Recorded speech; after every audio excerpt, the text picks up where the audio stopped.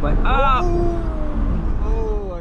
hey folks, welcome back to the Feroz Moto channel. Today we have the awesome opportunity to drive one of the cars I've been eyeing for a while, and that is a 135i. This is in one of the best specs you can get it. I believe it's in titanium silver, and it is a 6-speed slick top with all the goodies you want in the M Sport package. The owner Bartley here is going to be sitting shotgun with us as we go and drive it on this road, and I'm super excited to see how it does out here in the land of the Toge. So let me know what you guys think immediately down in the comments. I think these are one of the unsung swung heroes for this generation of car, and Barley's been telling me a lot about how good the E-Series steering is and all, so I'm super excited to see how it is in the car. So now we're sitting inside of this cockpit. I'll lower the windows to get a bit more light into here, and we'll get ourselves comfortable. So give me some backstory about this car, and how'd you end up getting it? Yeah, so I won this car off of Bring a Trailer, and it was located in Denver. So I flew out there with a friend, my boy Mark, and we drove it all the way back from there through Jersey. It took about 3 days. We made a couple stops in Nebraska and Chicago. That was cool. And yeah, that's a really cool. Funny story. I was down in Mexico, and my fiance's little brother found that at a Walmart we were at. Wow. Yeah. Cool, man. Yeah. So this is the N55. This is a what, 2011, 2013? 2012. 2012 135 BMW. So interesting story about this. It's a Canadian import, so you got a metric dash. Oh, kilometers down there. Yeah. Very cool. You could change the digital to US. Mm-hmm. I just leave it on metric because everything else is metric. Oil temp is in Celsius, which is interesting as well. Cool. Slick top, and when I got it, it only had 12K miles. Wow. Right, so it's like new as you can get 26, if I'm doing that conversion correctly, or 27. About. Cool. Yeah. So just getting myself comfortable here. Oh wow, it could like pivot too. Yeah. That's really interesting. It's annoying because like you really gotta mess with it like the whole bunch. Yeah, it's just the most I've kind of played with the seat before. Like completely manual. As you can notice, it's non-LCI. Yeah. Yeah. So all the dash and everything. Classic timeless dash. Hard buttons, all the good stuff. So I'm excited to give it a shot. How did I? Okay, guys, we're gonna go. This is the N55. I believe what, like 355 horsepower, 390? 300 about. 300 horse. So we'll see how it goes, especially with this clutch and everything. Okay, so being super light, it only weighs about 40 pounds is what the last guy weighed it at. So 300 feels pretty quick in this. Yeah. So clutch is very easy to use, very easy to modulate, and we'll see and play with these revs when it has to go. We are running on currently some Pilot all-season 4 tires, one of my favorite I have in my OEM set. We're gonna see how it is. I really want to say the cockpit is a very nice and homey position in space, and the power feels really good. You definitely got a little bit of lag. Definitely not as immediate. Ooh, chipmunk, don't want to kill him. Yeah, the the motor and everything feels pretty up to life. Whoops. Yeah, there recently was I believe a lot of rain during the day yesterday, so we're getting the other end of it. But immediately I want to say this chassis is oh god, there's dead squirrels. There's dead squirrels everywhere. We are gonna see what we could do here, but heel toe rev matching is very simple, and here we're gonna play with the chassis here in this turn. Steering is very good. I definitely get a lot of texture in the hand, which I know a lot of people like to wax lyrical about, but once you get really deep in that pedal, all the power really comes towards the top. Nice and surged, it pulls to that 7,000 RPM red line. But overall, I want to say it feels right at home with like other BMWs that I've had. This does not come with an LSD, but I believe it does the torque vectoring on all sides with the brakes. So brake torque vectoring there. And overall, I think it's a very confident and fun package. Overall, like I said, with steering inputs and everything, I think the size is in a good spot. Feels pretty tight. Is there like adjustable drive modes in this guy or no? No, so everything's purely analog in this thing. Wow. So your foot is the drive mode. Yeah, I kind of like it though. The clutch pedal, it's a little deep. Maybe it's just based on how my sizing is and everything. But oh, I think you made it. I think. Oh my god, man, they're just out for suicide today. It's like the third one I found. All right, let's see how this pedal is. Oh, definitely got some pickup and go. I think for this, like as you're saying, for this size and chassis and torque, it's all the power you can really want. I'm sure a 128 feels pretty anemic compared to this guy, but a bit more progressive with that power line. So overall, I'm very happy. I do like what this package does. I want to say it is, compared to my M2, this gives a lot more of that auditory and physical feedback that I was kind of wishing from that car. The steering was just nowhere near as good, and I kind of get it now, what they're saying with all that feedback. All those micro jitters, textures, undulation of the road, it's all coming back in a very progressive and communicative way versus being very harsh and crashy and buzzy. So I really like it. I can see myself definitely getting an E-Series BMW. But overall, I think it's a really good package. Any plans for it in the future, mods or anything? Yeah, definitely. I want to get a high flow cat, do all the M3 lower suspension parts. Whoa! Yeah, dude. I want to do a wide body, but with the prices having gone through the roof, I mean. Yeah, it's a lot, right? Yeah, might as well just keep it stock. Damn. Honestly. Yeah. The thing is, the car doesn't need that much tire. I agree. For how light it is. Yeah. So I could get away with like 265, which is plenty in the rear. What size tire is on it right now? It's 245s on the rear, I believe 215s or 225s on the front, which are like kind of skinny. Yeah. Which annoys me, but I guess it gives it that more on rails feel. Yeah, definitely. Yeah, the steering is very direct and everything, and I don't feel it's super roly-poly. Like, the chassis feels really tight. So overall, I'm very, very happy with what it is straight out the box. Some other traffic moseying on through here, but beautiful day, beautiful weather we're dealing with. Try our best to autocross over these sticks and bushes. Don't want to, you know, do any damage to this puppy. But yeah, everything just feels so natural with all the touch points and feelings. As I say, I know a lot of people love the 1 Series, kind of that underdog. Almost, is that rubbing? I have no idea. Interesting. Yeah, they call this like the modern E36 in some ways, especially the 128i model. So it's definitely there. I definitely want to drive E36 to kind of see more of the difference, but I think it's kind of the perfect spot for the modern BMW era.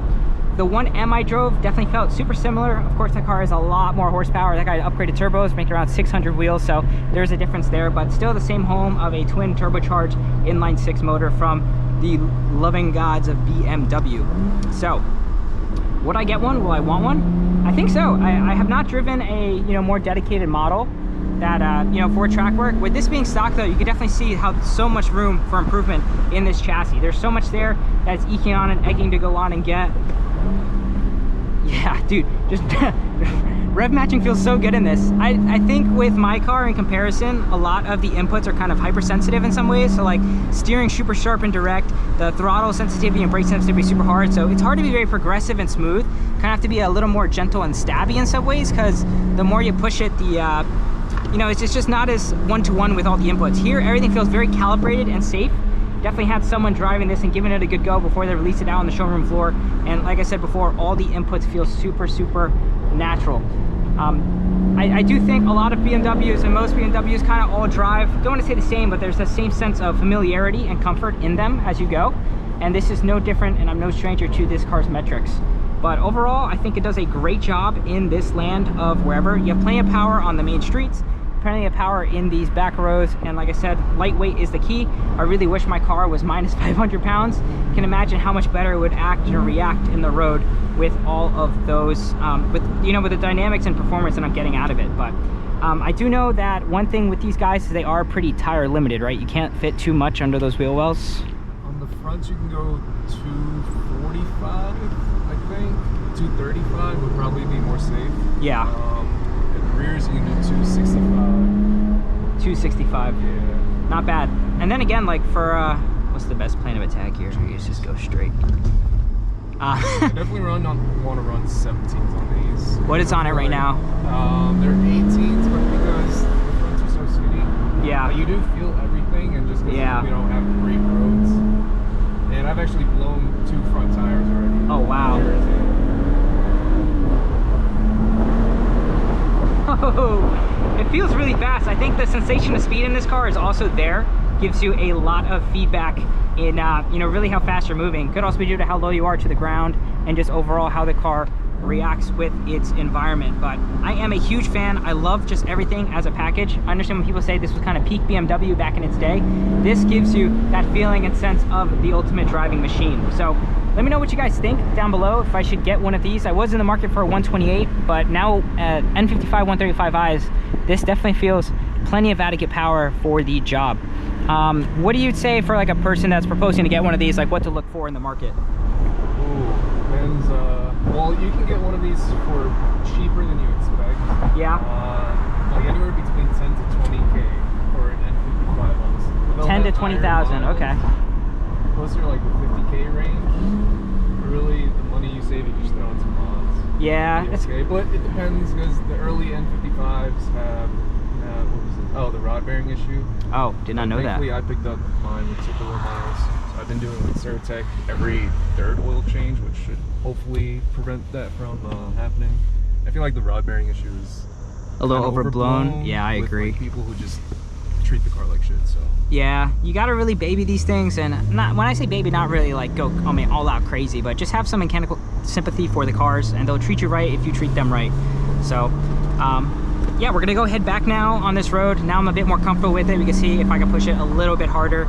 But overall, I am really, really liking this package, and it just feels natural. That's what I say. The word is just natural. Everything feels exactly how you expect it to be. I hear that's kind of how Porsches are with all of their inputs. It just feels right, and I think that's what I'm getting here with this car. So stay tuned. I'm gonna be a bit quiet here, and we're gonna give it another shot up this road.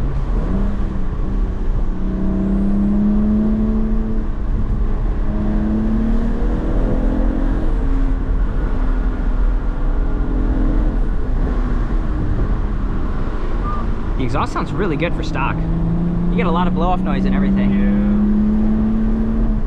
a lot of blow off. It's recirculating though.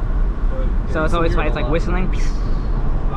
Yeah, pretty much. I don't know if as the M Performance muffler. Like I don't know. I tried looking the VIN up.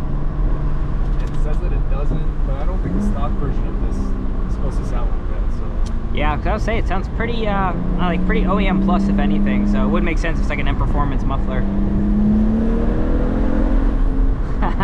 Just feels so good as it reaches to the red line. You have so many revs to play with. Yeah. Like you definitely feel that you are a little, I wouldn't say, not under tired, but I do feel conscious that you only have so much up there to really help you push in these turns. Gives you that direct feeling, but once it's loaded up, you be very careful that it wants to push out. You know how much camber you're rocking on this guy? I just got alignment done yesterday because I got the alignment pins removed. That gives you about 0.3 to 0.5 of additional negative camber. Okay. The funny thing is I took it to the tire place. Before it was already -1 on both sides. And I told the guy to zero out the toe. Yeah. But there was so minimal toe that you just left it? Zero it out, it actually reduced them. The camber? My camber. Like so it kind of net a degree to 2 degrees. Oh wow! So like net zeroed kind of all the change you did. Yeah, and I was like, there wasn't that much toe. I would prefer the camber. Yeah. In a car like this. 100%. McPherson strut. Yep. So that's kind of the. Oh, you continue. Sorry. Yeah. The rears I had them at -2 before. I feel like that was a little too much, honestly.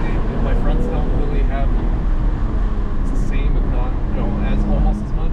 Yeah. So I told him like kick it down to 1.5. Does this have a clutch delay valve? Yes, it does. Yeah. I'm used to. I forgot what it was like releasing the clutch but dumping it. And mine's like immediate snap, but you got that little progressive little grab there.